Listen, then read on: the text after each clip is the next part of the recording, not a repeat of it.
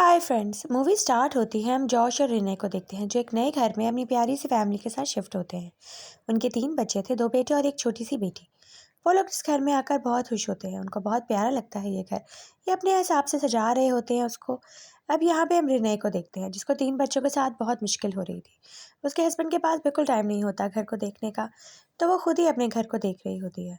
दिन में फ्री होकर वो पियानो बजा रही होती है और उसकी छोटी बेटी सो रही थी। लेकिन अचानक उसको उसके रोने की आवाज़ें आती हैं, तब वो ऊपर जाती है उसको उठाने के लिए। अब यहाँ वो एटिक में जाती है क्योंकि एटिक का दरवाज़ा खुल जाता है। वो ऊपर जाती है और देखती है यहाँ पर बहुत ज़्यादा स्पेस है और इनका बहुत सामान ऊपर अभी पड़ा हुआ है।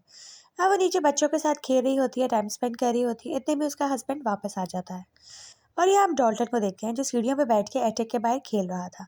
अचानक दरवाज़ा खुद ब खुद खुल जाता है और नीचे रिने और जॉश अपने बच्चों के साथ खेल रहे होते हैं। और ऊपर डाल्टन जो है वो एटिक को डिस्कवर करने के लिए चला जाता है। ऊपर जैसे ही वो जाते हैं सीढ़ियों पर चढ़ता है और उसके सर ज़ोर से टकराता है किसी चीज़ से और उसको सर पे चोट लगती है। अब वो चीखता है और ऊपर उसके पेरेंट्स भागकर उसके पास जाते हैं उसकी हेल्प करने के लिए। अब वो उसको कहती है, तुम एटिक में क्या कर रहे थे, तुम्हें यहाँ नहीं आना चाहिए, ये बच्चों के खेलने की जगह नहीं है, तुम्हें और भी चोट लग सकती थी। और उसके फादर उसको उठाकर नीचे ले आते हैं। अब यहाँ हम रिने को देखते हैं जिसको अपना कुछ गुमा हुआ सामान यहाँ पड़ा हुआ मिल जाता है।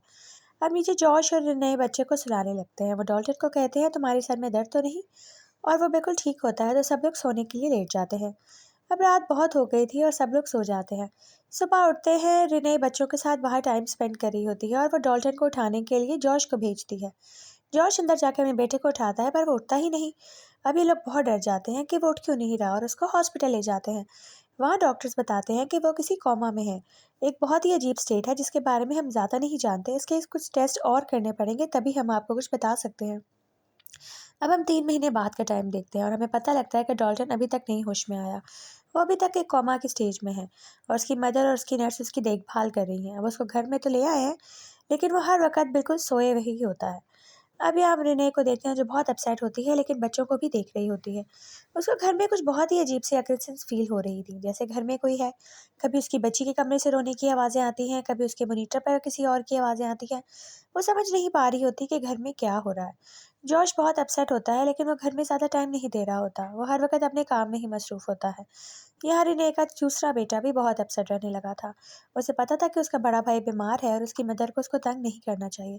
पर वो कहता है, रात को डॉल्टन के कमरे से मुझे अजीबोगरीब आवाज़ें आती हैं और चीज़ें नज़र आती हैं। मैं उसके साथ नहीं सोऊंगा, प्लीज़ मेरा रूम अलग कर दें। अब यहाँ पे वो रोज़ रात को डरता है क्योंकि उसको वहाँ पर कुछ चीज़ें नज़र आती हैं। अब रात को अचानक से अलार्म बज जाता है और वो जॉश नीचे आता है देखने के लिए कि नीचे कोई आया तो नहीं, चोर वगैरह, लेकिन इनको कुछ समझ नहीं आती। रिने को ऊपर फिर बच्चे के कमरे में कोई नज़र आता है और वो चीखने लगती है। जॉश ऊपर आता है लेकिन ऊपर कोई भी नहीं था। वो पूरा घर तलाश कर लेता है लेकिन कोई भी नहीं होता, घर में कोई चोर नहीं घुसा था। अब वो अलार्म को सेट ऑफ कर देता है क्योंकि ऊपर घर में तो कोई भी नहीं होता। अब वो समझ नहीं पा रहे होते कि उनके घर में क्या हो रहा है। जॉश इस चीज़ को इग्नोर कर रहा होता है, लेकिन सिर्फ रिने ही सफ़र कर रही होती है। वो बच्चों के साथ इस घर में बहुत मुश्किल से रह रही थी। उसका बच्चा भी बीमार होता है। अचानक जिस दिन उसको चेंज कराने लगती है, उसके बेड के ऊपर उसको एक रेड कलर के हाथ के निशान फ़ील होते हैं। अब उसे समझ आया कि कुछ सुपर नेचुरल हो रहा है। यहाँ वो जॉश को फ़ोन करती है और फ़ौरन घर बुलाती है। वो घर आता है तो वो उसको कहती है कि तुम इस चीज़ को इग्नोर नहीं कर सकते। इस घर में कुछ बहुत ही अजीब हो रहा है, कुछ सुपर नेचुरल। मैं रोज़ इस घर में रहती हूँ और मैं फ़ील कर सकती हूँ कि यहाँ हर वक्त कोई मुझे देख रहा है या मुझे तंग कर रहा है। मेरे बच्चे भी बहुत तंग होते हैं यहाँ पर। उसी रात हम देखते हैं कि उसको कमरे में फिर कोई नज़र आता है और इस दफ़ा तो वो उसके ऊपर हमला करता है। वो बहुत चीखती है और जॉश आके उसकी हेल्प करता है। और अब वो समझ गया था कि उसको इस घर से शिफ्ट होना ही होगा अपनी फैमिली के बेटरमेंट के लिए। अब वो घर शिफ्ट होते हैं और एक और घर में शिफ्ट हो जाते हैं। उस घर में ये लोग सेट कर रहे होते हैं। जॉश की मदर भी आके उसकी हेल्प कर रही थी और यह हम उसको कहती है, देख लेना अब सब ठीक हो जाएगा। अब वो घर में अकेली होती है और सारे घर का काम कर रही होती है। बच्चे स्कूल गए होते हैं और यहाँ रिने को लगता है कि घर के अंदर कोई बच्चा घूम रहा है। वो समझती है शायद डॉल्टन उठ गया है, लेकिन वो तो इतनी देर से कोमा में था, अचानक कैसे उठ के खेलने लगा। वो पूरे घर में देखती है, डॉल्टन तो सो रहा होता है, वो तो नहीं उठता। तो घर में कौन था जो घूम रहा था? कोई अजीब सी चीज़ थी।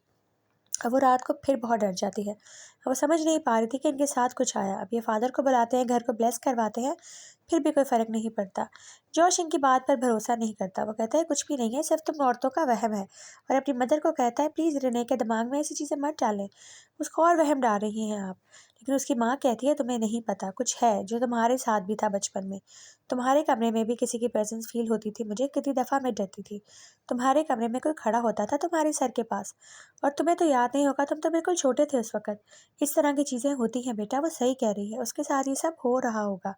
रिने की बात पर भरोसा करो, वो तुम्हारी बीवी है, वो पागल नहीं है, वो सच कह रही है। और यहाँ पर उसको जॉर्ज के पीछे कोई चीज़ नज़र आती है जिससे उसकी माँ बहुत ज़ोर से डर जाती है। कोई बहुत ही अजीब खौफनाक सी चीज़।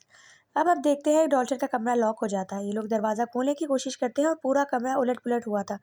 डॉल्टन भी ज़मीन पे गिरा होता है और सारे घर में तूफ़ान मचा होता है। अब तो उनके ऊपर शक हो गया था कि वाक़ई इस घर में कुछ है, कन्फर्म था। अब वो लोग किसी को हेल्प के लिए बुलाते हैं। जॉर्ज की मदर कहती है मैं किसी को जानती हूँ जो हमारी हेल्प कर सकता है। अब वो लुइस और उसकी टीम को बुलाती हैं। वो कहती है लुइस है, मेरी बहुत ही पुरानी दोस्त है। वो आएगी और वो हमारी हेल्प करेगी। उसकी टीम भी है और वो यहाँ पे जो भी सुपरनैचुरल चीज़ हो रही है इस बच्चे के साथ, उसके बारे में हमें जवाब देगी, जो हमें खुद समझ नहीं आ रहा। अभी हम लुइस को देखते हैं जो जॉर्ज को बहुत प्यार से मिलती है। कहती है तुम्हें तो याद नहीं होगा, लेकिन मुझे तुम्हारा बचपन खूब याद है। अभी हम उसकी टीम को देखते हैं जो उस रूम में जाती है जहाँ डॉल्टन था। वो कहती है सब कुछ जो भी हो रहा है वो डॉल्टन के पास ही है, मुझे उसी के रूम में जाना पड़ेगा। वहीं जाकर पता लगेगा कि डॉल्टन के साथ क्या हो रहा है। और वो डॉल्टन के बेड के ऊपर किसी चीज़ को देखती है बहुत ही खौफनाक, और अपने साथी को कहती है कि इसकी तस्वीर बनाओ। वो उसके बारे में उसको बताने लगती है और वो एक इमेज तैयार करता है जो कि बहुत ही खौफनाक थी, जो जॉर्ज की माँ ने भी देखी थी। अब यहाँ लुइस इसको बताती है कि तो आपके बेटे के पास एक पावर है, जैसे वो सोता था उसकी रूह यहाँ से निकल जाती थी, और इसी वजह से बाकी नेगेटिव चीज़ें भी अट्रैक्ट होती हैं। इस दफ़ा वो बहुत ही आगे चला गया जिसको वापस लाना बहुत मुश्किल हो जाएगा, लेकिन हम इसको वापस ला सकते हैं उस वर्ल्ड से, जिसको मैं फर्दर कहती हूँ। इस बच्चे की रूह वहीं कैद है और इसकी बॉडी खाली है, इसी वजह से यहाँ पे सारी नेगेटिव चीज़ें इस बच्चे के इर्द-गिर्द घूम रही हैं। ये घर पोसेस नहीं है और ना वो घर पोसेस था, आपका बच्चा पोसेस्ड है, जिसके ऊपर ये सारी चीज़ें मंडला रही हैं उसकी खाली बॉडी में अपने आप को डालने के लिए। अब यहाँ जॉश इस चीज़ को बिल्कुल नहीं मानता और उनको कहता है कि आप यहाँ से चले जाएँ। आप तो मेरी बीवी को और मेरी मदर को और पागल कर देंगे। वो उनको वहाँ से निकाल देता है और सॉरी कह के भेज देता है। अब वो उसके बच्चे के रूम में जाता है और वहाँ बैठ के रोने लगता है। और जैसे ही वो उसकी पुरानी तस्वीरें पड़ी हुई देखता है जो उसने ड्राइंग्स बनाई थी, उसमें उसको वही चीज़ नज़र आती है जो लुइस ने बनाई थी। अब उसको पता लग गया कि ये बच्चे के साथ वाक़ई कुछ गड़बड़ है। अब वो अपनी वाइफ़ को कहता है कि वाक़ई तुम सही कह रही थी, लुइस भी सही कह रही थी। उसको दोबारा से प्लीज़ बुलाओ और मेरे बेटे की मदद करो। मैं नहीं चाहता कि मेरा बेटा मुझसे और दूर हो जाए। अब वो लुइस और उसकी टीम को दोबारा बुलाते हैं। वो वापस आ जाती है क्योंकि उसको जॉश की हेल्प करनी थी। बचपन में उसने उसकी की थी और अब उसके बेटे की।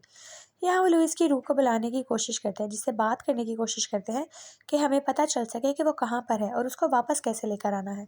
लुइस एक मास्क पहनती है जिसके थ्रू वो उसके साथ कम्युनिकेट करती है और वो उसको अपनी लोकेशन बताता है। वो एक घर में एक रेड डोर के पीछे कैद है और वहाँ पर एक बहुत ही खौफनाक बला है जिसकी तस्वीर हमने पहले देखी थी। वो वही चीज़ है जो उसको वहाँ से आने नहीं दे रही। उसने उसको वहाँ कैद करके रखा है, उसको बचाने के लिए किसी को जाना पड़ेगा। अब यहाँ लुइस उससे बात कर ही रही होती है कि सब कुछ वहाँ पर ख़राब होने लगता है। जो बाकी नेगेटिव चीज़ें थी वो उनके ऊपर असर करने लगती हैं और यहाँ डॉल्टन उठकर आ जाता है और वो आके इन सब के ऊपर अटैक कर देता है, पूरा रूम उलट-पुलट कर देता है। और यहाँ और भी नेगेटिव एनर्जी जो उस बच्चे की वजह से आ रही थी अटैक करती हैं। जैसे ही वहाँ की लाइट जलती है, सारी चीज़ें गायब हो जाती हैं। अब इनको समझ आ गया था कि हमें क्या करना है और उस बच्चे को वापस कैसे लेकर आना है। लुइस यहाँ जॉश को बताती है कि ये कोई कोइंसिडेंस नहीं है कि तुम्हारे बेटे के पास ये पावर है। ये पहले तुम्हारे पास थी। तुम्हारे पीछे भी कुछ चीज़ें ऐसे ही पड़ी हुई थी। अब यहाँ उसकी मदर उसको बताती है कि तुम्हें तो अपने बचपन में हिप्नोटाइज़ करके सब कुछ भुला दिया था। लेकिन अब तुम्हें याद कराना ज़रूरी है क्योंकि तुम ही जाके अपने बेटे को बचा सकते हो। उसको उसकी बचपन की तस्वीरें दिखाती हैं जहाँ पर उसके पीछे एक औरत है, बहुत ही खौफनाक औरत जिसके ऊपर हॉन्ट करती थी। उस बच्चे को अब सब कुछ भूल चुका था क्योंकि वो बड़ा हो गया था। बचपन में हिप्नोटाइज़ होने की वजह से उसको अपनी सारी मेमोरीज़ भूल चुकी थी। लेकिन अब जॉश को सब याद आने लगा। वो कहता है मुझे याद आ गया वो कौन थी और मैं अपने बेटे को वहाँ से वापस लेकर आऊँगा उसी दुनिया से। अब वो उसको हिप्नोटाइज़ करने लगती है। हम देखते हैं वो आँखें बंद करता है और सामने एक चीज़ को देखता है जिससे वो हिप्नोटाइज़ हो जाता है। और यहाँ लुइस को कहती है कि तुम मेरी आवाज़ सुनो और जहाँ मैं कह रही हूँ वहाँ जाओ और अपने बेटे को बचाकर वहाँ से लेकर आओ। अब वो देखता है तो आँखें खोलता है, सामने उसकी बॉडी है और उसकी रूह बाहर आ चुकी है जो अपने बेटे को ढूँढने के लिए जा रही है। वो वहाँ पे कुछ बच्चों को और कुछ रूहों को देखता है। वो उसी घर में जाता है जो सबसे पहले घर में गए थे, जहाँ पे डॉल्टन के साथ ये सब कुछ शुरू हुआ। वो उस घर में जाता है और दरवाज़ा जैसे ही खोलता है उसको वहाँ पे बहुत ही अजीबोगरीब चीज़ें नज़र आती हैं। वही रूहें जो उस बच्चे की बॉडी में जाने के लिए बेचैन थी। वो वहाँ पर बैठी हैं और उस बच्चे के ख़त्म होने का इंतज़ार कर रही हैं ताकि उसकी बॉडी के ऊपर आ सके। यहाँ जॉश उन सबसे बातें करता है और अपने बेटे के बारे में पूछता है, कोई इसको कोई जवाब नहीं देता। लेकिन अब उसको अपने बेटे को खुद ही ढूँढना था। अब उसको ख़्याल आता है कि ऊपर एटिक वाले रूम में ही मुझे जाना पड़ेगा क्योंकि सब कुछ वहीं से स्टार्ट हुआ था। अब वो सीढ़ियाँ चढ़कर ऊपर आता है एटिक में और वहाँ पर उसको एक रेड डोर नज़र आता है, जिसके करीब वो जाने लगता है।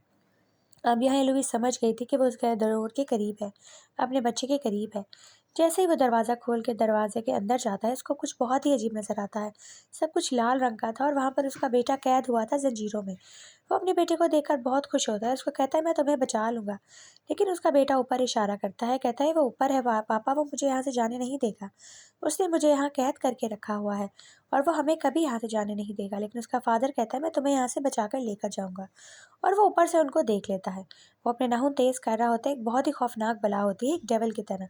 अब वो नीचे जॉश को देख लेता है, वो नीचे उसको देखता है तो वहाँ पर आ जाता है और उसके ऊपर हमला करके उसको बहुत ज़ोर से दूर फेंकता है दीवार की तरफ। वो ज़ख्मी हो जाता है और यहाँ वो हिलने लगता है, जिसको देख के रिने बहुत डर जाती है। लेकिन उनको पता था कि अपने बेटे को लाना कोई आसान बात नहीं, उसको बहुत मुश्किल फ़ेस करनी पड़ेगी। यहाँ वो अपने बेटे को उठा के वहाँ से भागने की कोशिश करने लगता है। रिने उसको आवाज़ देती है और लुईस भी, जिसको फ़ॉलो करके वो कहते हैं तुम वापस हमारे पास आ जाओ। और वो उस आवाज़ को फ़ॉलो करने लगता है, अपने बेटे को गोद में उठाता है और अपनी बॉडी में वापस आने की कोशिश करने लगता है। वो उस पुराने घर से निकल के नए घर की तरफ आने लगता है, लेकिन वहाँ पर नेगेटिव चीज़ें उसको रोक रही होती हैं। अब यहाँ हम देखते हैं कि वो वहाँ पर आने में कामयाब हो जाता है। लुईस उसको बुला लेती है और वो कहती है वो इस घर में आ चुका है। लेकिन उसके पीछे और भी बहुत नेगेटिव रूहें हैं जो आ रही हैं यहाँ पर, खाली बॉडी को देखने के बाद। अब उन्हें घर में बहुत ही अजीबोगरीब चीज़ें नज़र आती हैं, खौफनाक बलाएँ, जो उनकी बॉडी के ऊपर आके हावी होना चाहती हैं। वो बहुत मुश्किल से अपने आप को बचाने में कामयाब होता है और वापस अपने घर में आ जाता है। अब यहाँ वो देखता है कि उसके साथ वो औरत भी वापस आ गई थी। डॉल्टन की रूह उसकी बॉडी में चली जाती है, लेकिन जॉश के पीछे वही औरत वापस आ जाती है जो उसको बचपन में हॉन्ट कर रही थी। जॉश उससे लड़ने लगता है, कहता तुम यहाँ से दफ़ा हो जाओ, मेरी जान छोड़ दो, तुम फिर मेरे पीछे यहाँ पर आ गई हो। और वो मिरर में उसको देखता है सामने। अब हम देखते हैं कि डॉल्टन उठ जाता है। यहाँ लुईस और रेने बहुत खुश होते हैं बच्चे को बिल्कुल ठीक देखकर और यहाँ पर उनके फादर जॉश भी उठ जाते हैं। अब लुईस को लगता है कि शायद सब कुछ ठीक हो गया और सब कुछ सही कर दिया उन लोगों ने। वो अपना सामान पैक करके यहाँ से जाने लगते हैं। डॉल्टन अपनी माँ और दादी के पास बैठ के खाना खाने लगता है और उनको बताता है कि मैं कितनी देर से भूखा हूँ, मैंने कुछ नहीं खाया है। और यहाँ लुईस जो होती है जॉश के साथ बातें कर रही होती है, उससे पूछ रही होती है तुम्हारा एक्सपीरियंस कैसा रहा। और यहाँ लुईस को जब उसको हाथ लगाती है तो उसको कुछ बहुत ही अजीब सा फील होता है। उसको उसके साथ कोई नेगेटिव पावर अटैच फील होती है। अब यही कंफर्म करने के लिए वो फटाफट अपना कैमरा निकालती है और उसकी तस्वीर खींचती है। जैसे ही वो उसकी तस्वीर खींचती है वो गुस्से में आ जाता है। वो कहता है कि तुमने ये हरकत क्यों की, और इतना हाइपर हो जाता है कि वो लुईस का गला दबाने लगता है, जिससे वो चोक होकर मरने लगती है। वो कहती है मुझे छोड़ दो, लेकिन वहाँ पर कोई और नहीं होता, बाकी सब दूसरे रूम में होते हैं। और जैसे ही उनको उसकी चीख की आवाज़ आती है वो किचन से बाहर निकलती हैं ताकि लाउंज में आके उसकी हेल्प कर सके। अब जैसे ही रिने वहाँ से अपने बच्चे को छोड़कर लुईस को पास आती है, उसको वहाँ पे लुईस मरी हुई हालत में मिलती है। और वो जब लुईस को ऐसी हालत में देखती है तो वो बहुत शॉक हो जाती है। वहाँ पड़ा हुआ कैमरा उठाती है क्योंकि उसको लग रहा था कि कैमरा उसके हाथ में था मरते वक़्त। और जैसे ही वो कैमरा उठाती है और कैमरे में देखती है तो उसमें उसी खौफनाक औरत की तस्वीर होती है जो जॉश के पीछे था। यानी इस दुनिया में वो वापस आ गई थी।